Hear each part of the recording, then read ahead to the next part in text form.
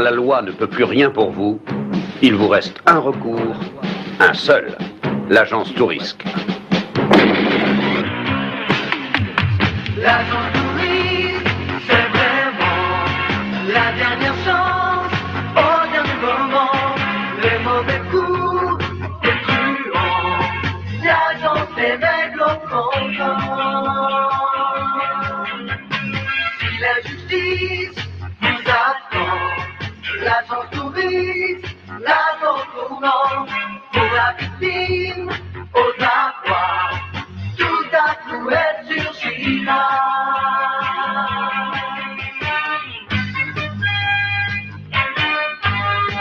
Dans les dangers, c'est moi du sang-froid, les voyageurs sont bizarres, ont livré le bon combat.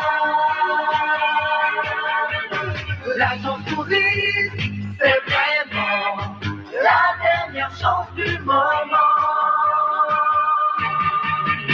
L'agence Tourisque, c'est vraiment la dernière chance du moment. On est très très bien parce que géopolitiquement, médiatiquement, tout est en train de se mettre en place. Et je peux vous dire une chose, c'est qu'on est très très bien. Et moi, je suis très confiant pour la suite. Ne vous posez pas de questions. Avancez, faites ce qu'il y a à faire. On fera tout ce qu'il faut pour sauver nos gamins. On fera tout ce qu'il faut pour éviter ce qui doit venir. Et on sera là tous ensemble. Ce qu'il faut, c'est rester unis. Notre société a tellement été abrutie et endoctrinée par les médias et les politiques qu'elle présume que tous ceux qui ont un esprit critique sont des complotistes. Voilà. Non, nous ne sommes pas des complotistes. Il y a des petits jeunes, et je suis très heureux de voir ça parce que, putain, ça fait du bien de voir des gamins qui se bougent le cul et qui osent et qui envoient des messages importants et pertinents. Et donc là, encore une jeune fille. Voilà, c'est important que vous voyez qu'il y a des jeunes avec nous. Alors, je vais Regarde. essayer de répondre un peu plus explicitement parce que parfois je me demande si vous faites exprès d'être bête. Mon précédent TikTok vise à faire comprendre en fait comment s'installe une dictature et pourquoi je trouve qu'elle est en train de s'instaurer en France. Et on vient quand même me dire oui, va ailleurs, nanana, tu verras qu'en France c'est pas une dictature. Alors j'ai envie de te dire oui, bien vu, puisque je suis en train d'expliquer comment elle s'installe, pas qu'on est en plein dedans. Mais ce que j'essaie d'amener aussi, c'est que c'est à cause des gens qui ferment les yeux en partie sur la réalité qu'un état de droit peut facilement devenir une dictature. Et c'est justement parce qu'elle s'installe petit à petit que ça vous endort et que finalement vous n'y voyez mais que du feu. Et c'est pas du tout une théorie complotiste, hein, c'est sous vos yeux. Et puis alors c'est si évident que ça peut fonctionner que comme ça. Faut simplement connaître l'histoire, s'y intéresser, voir les choses et les analyser un minimum. Parce que dans votre esprit, quelque peu restreint parfois, j'ai vraiment l'impression que vous pensez que poum poum piloum, un jour il y a un petit mec, il est arrivé au pouvoir et il a dit allez on va faire ça, ça, ça et ça. Sérieux? Sauf que non, puisqu'il y aurait une grosse révolte, la population se retournerait contre le gouvernement et ce serait beaucoup plus difficile à gérer. Alors que si le mec divise dans un premier temps la population, comme il s'est passé ces 2 dernières années, il y a 2 choix qui s'offrent à lui et c'est tout bénef. Première option, il y a que la moitié du coup de la population qui se révolte contre lui et l'autre moitié qui est passive, donc c'est beaucoup plus facile à gérer. Deuxième option, la population divisée se transforme en guerre civile. Puis alors, combo, le mec a tout gagné si finalement les deux se passent en même temps. Mais franchement, quand je vois ce genre de commentaires, je peux que penser que vous comprenez absolument pas ce que je dis. Mais du coup, je peux comprendre pourquoi le pays va mal. Et Ce mec-là a été élu président de la France. Tu te rends compte? Le mec le plus détesté de France. Il a été accueilli à Cergy sur un marché avec ça.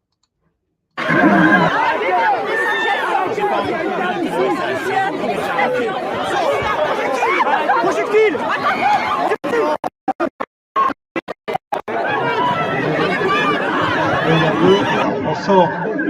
On sort le parapluie, le machin, le parapluie sécurisé, hein, évidemment.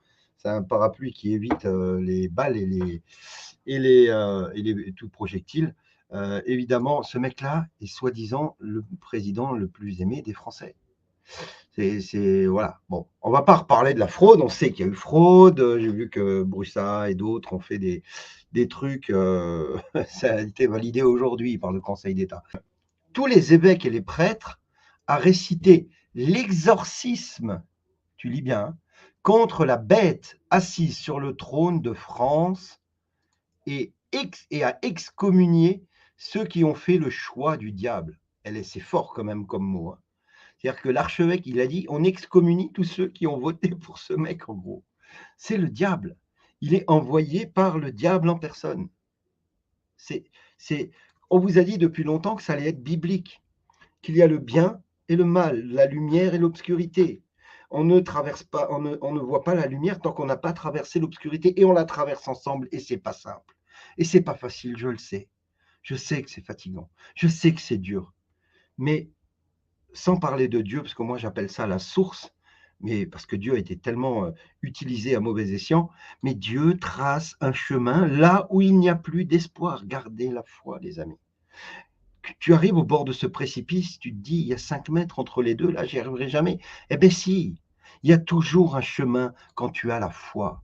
Quand tu as foi en quelque chose de meilleur pour ce monde, pour nos enfants. Il y a toujours un chemin. Suivons-le. Allons-y ensemble. Allons-y ensemble. Et ça va être beau. Ça va être bien. Allez, on va commencer avec le petit zapping que j'aime bien, vous le savez.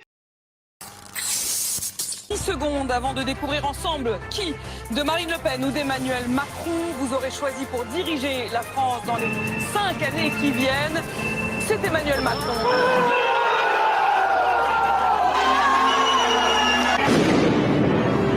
Macron, oui, qui se connecte à Mars, mais qui prend un chemin assez rapide.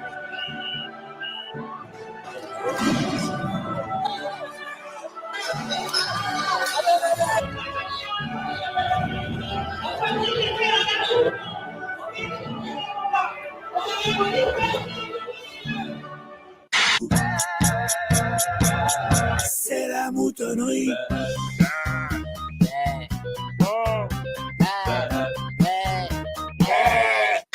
Paris outragé, Paris brisé, Paris martyrisé. Mais Macron est réélu avec 58% des voix. Manu à poil. Manu. Mais bon, allez, je marche. Non.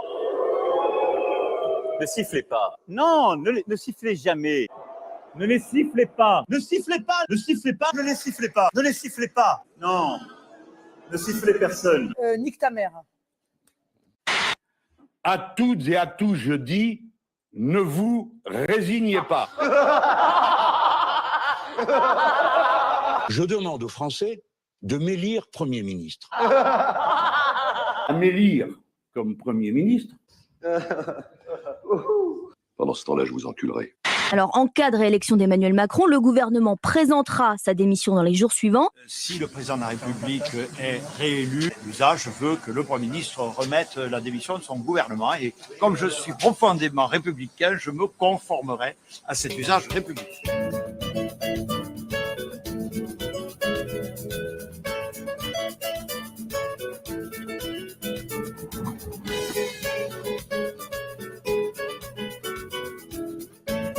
Merci beaucoup, mesdames et messieurs. En matière de solidarité, on n'en fera jamais assez. Je vous souhaite sincèrement du succès dans votre action publique, ainsi qu'une bonne santé. OK ? Qu'est-ce qu'il fallait lire par là? Qu'est-ce qu'il fallait entendre par là? Eh bien, il fallait entendre ça. Je vous préviens que vous allez au-devant de réactions d'opposition de la part de votre peuple.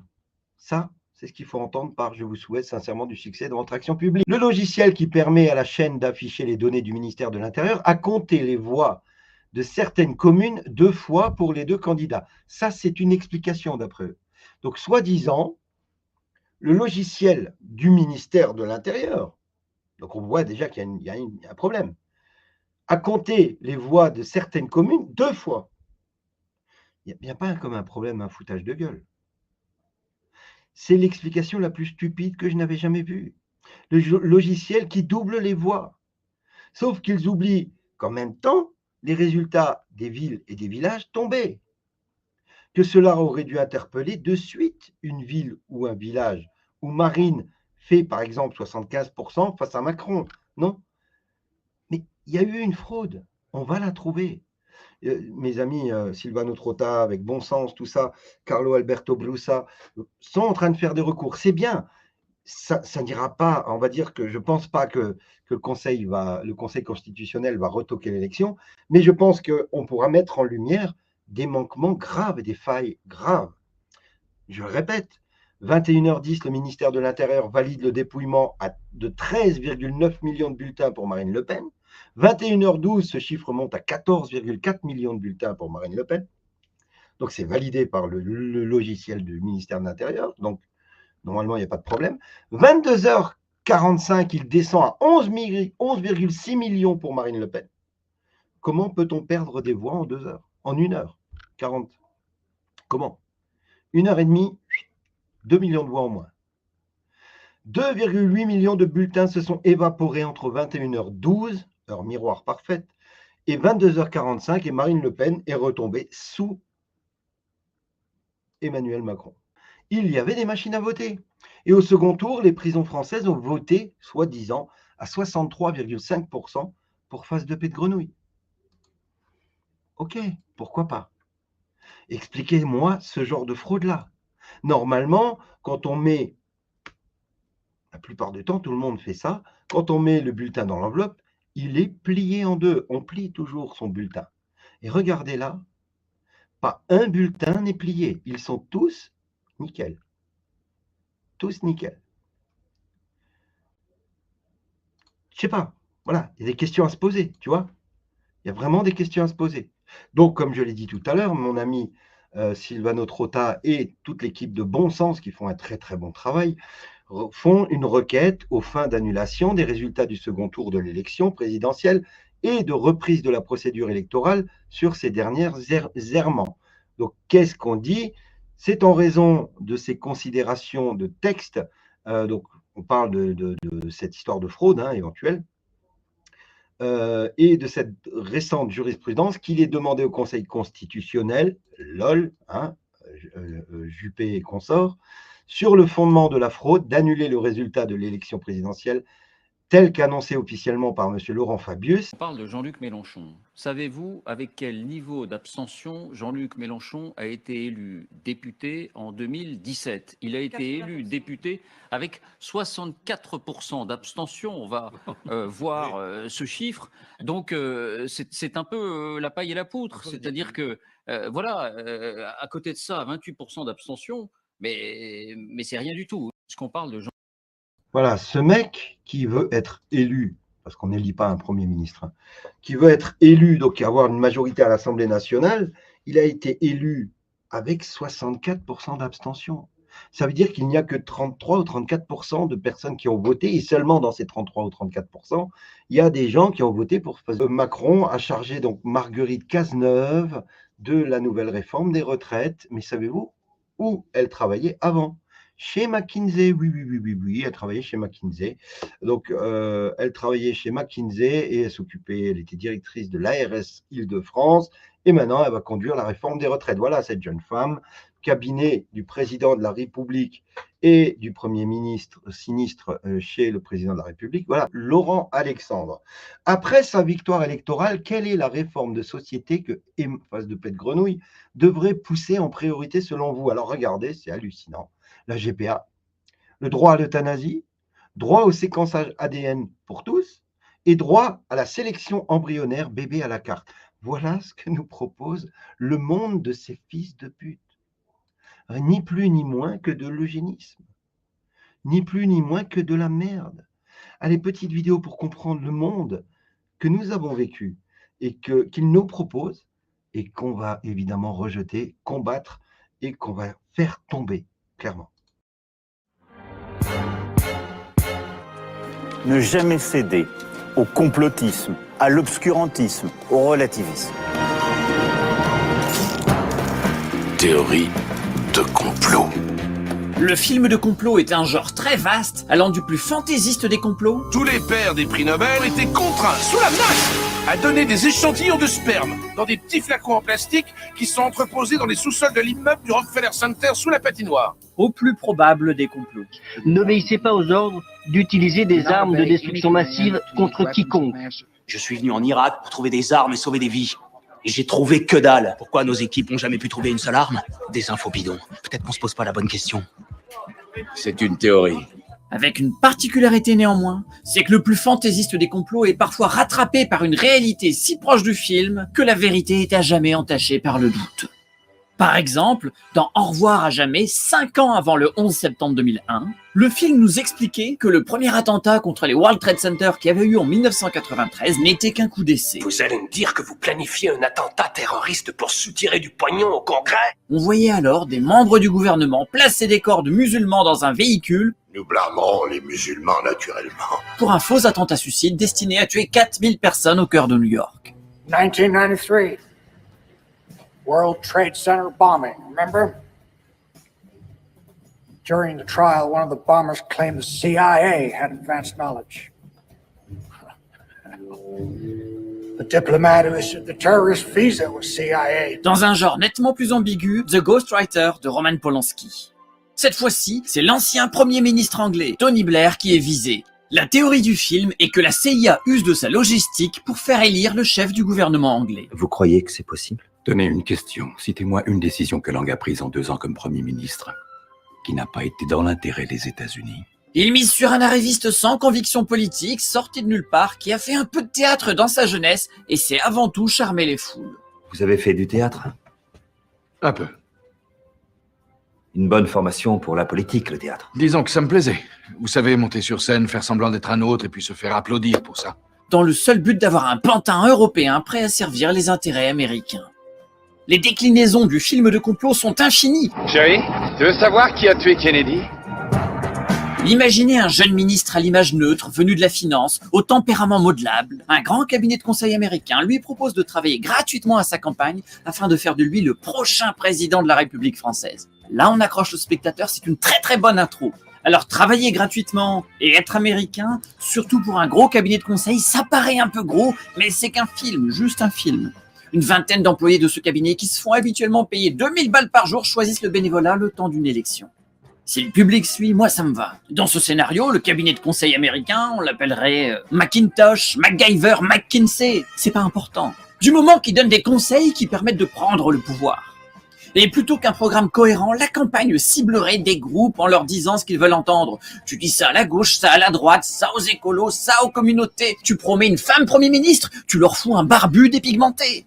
Mais c'est pas cohérent, dit le futur chef du pays indépendant. Tu seras de droite avec la droite, de gauche avec la gauche, répond l'Américain, qui déjà travaille bénévolement, faut arrêter de l'emmerder avec les détails. Le peuple suit, la presse valide, pas forcément dans ce sens-là. La presse valide, le peuple suit. L'image du héros. Le poulain devenu président, comme dans The Ghostwriter, se retrouve face à des crises de grande ampleur. Et là, pour gérer, plutôt que de faire appel à ces hauts fonctionnaires dont c'est le métier, un seul à la fois. Il renvoie l'ascenseur aux anciens bénévoles de McKinsey, payés cette fois-ci à coups de millions tirés des caisses publiques pour des tas de conseils, comme 500 000 € juste pour évaluer l'évolution du métier d'enseignant en France. Mieux que ça, le nouveau président français nommerait l'ancien président de McKinsey France à la tête de Polytechnique, pendant qu'un des responsables de son parti serait quant à lui embauché dans la firme américaine. Et alors, ça marche comme ça dans un tas de républiques. Pour ajouter de la complexité à ce récit totalement fictif, le cabinet McKinsey obtiendrait ses contrats sans appel d'offres légales, puisqu'il ne serait pas en règle avec l'administration fiscale depuis 10 ans, malgré des millions engrangés, sans que l'ancien ministre des Finances devenu président ne l'ait jamais remarqué. Là, ça sent l'Oscar. On est dans le dernier tiers du film. Pour gérer les crises traversées par son pays, le président français confie donc nos données au cabinet américain afin qu'il trouve des solutions qui nous arrangent, nous, les Français. 3, 2, 1... On les baisse! Le hic, c'est que le gouvernement américain a légalement le droit d'accéder aux data de ces entreprises, donc à toutes les données françaises qu'a confiées le président dans ce film, uniquement dans ce film. Pour quelques dollars de plus, McKinsey trouve des solutions à nos problèmes. Comment gérer diplomatiquement la crise des gilets jaunes et celle du Covid? En l'occurrence, acheter le vaccin américain, faire interdire celui de la concurrence. Comme quoi le bénévolat, ça rapporte. Pour recevoir, il faut donner. Avec ça, on a la fin. On ouvre même sur une suite complètement paranoïaque sur le traitement des datas qui rendrait la population plus prévisible. Ouais, parce que dans le film, un peu plus tôt, le président Chéri aurait convaincu les Français que pour combattre la grippe, ils devraient remplir des attestations numériques dès qu'ils sortent de chez eux, même s'ils vont promener leur chien Kiki, le tout sous peine d'amende. On aurait fait entrer les habitudes des Français dans des algorithmes. On n'arrête pas le progrès, Duc. Bon, évidemment, tout ça, dans la vie, ça n'arrive pas, mais c'est justement pour ça que ça ferait un bon scénario. Ça nous changerait des histoires de barbecue entre bobos parisiens. Vous savez quoi, on va laisser tomber le barbecue. J'ai repéré au Vigan un petit resto qui fait de l'aïoli. Voilà, ce n'est qu'un film, évidemment, tout ça n'existe pas, ce n'est pas réel, vous le savez bien. C'est pas possible que ça devienne réel, hein, ou quoique.